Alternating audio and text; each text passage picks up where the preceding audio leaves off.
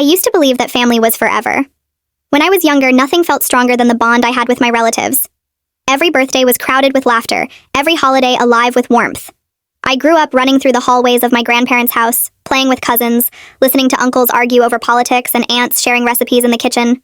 Those gatherings were the fabric of my childhood, and I wore them like a second skin. But the first signs of distance crept in quietly, almost too softly to notice. I brushed them off as misunderstandings, the natural drift that comes when people get older and busier. Yet now, looking back, I can see how it began. How one thread was pulled, then another, until the whole cloth unraveled and left me standing outside. It started with my cousin's graduation party. For weeks I heard the whispers, my aunts planning the menu, my uncle making jokes about speeches, my mother talking about what gift she might buy. I assumed, of course, that I was included. Why wouldn't I be? But the day of the event came and went, and I received no invitation, no call, not even a text message. The next morning, I opened social media and saw the photos. A smiling crowd, balloons, music, glasses raised in toast. My cousin grinned in cap and gown, surrounded by everyone but me. At first, I convinced myself it was an oversight. Surely someone had forgotten to send me the details. Families are messy, I thought. Wires get crossed. But when I asked my mother, her answer didn't comfort me.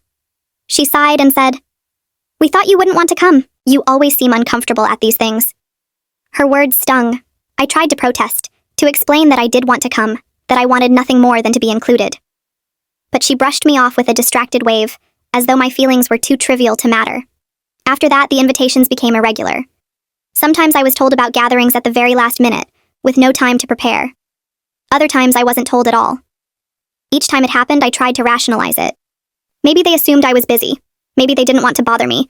Maybe it was just bad timing. But the truth became harder to ignore when I arrived at my grandparents' house one Easter.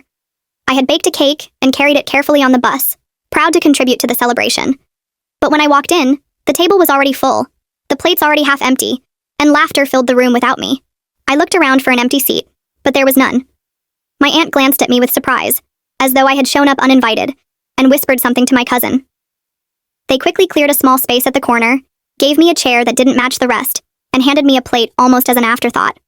I sat there, the cake untouched on the counter, listening to conversations that didn't include me. It was the first time I felt like a guest in my own family. The worst blow came on Christmas Eve. For years, Christmas had been sacred. No matter what else happened, everyone gathered together. I still remember the glow of candles, the sound of carols, the sight of gifts piled under the tree. But that year, the call never came. I waited all day, telling myself they were just busy preparing. I left my phone on the table, glancing at it every few minutes.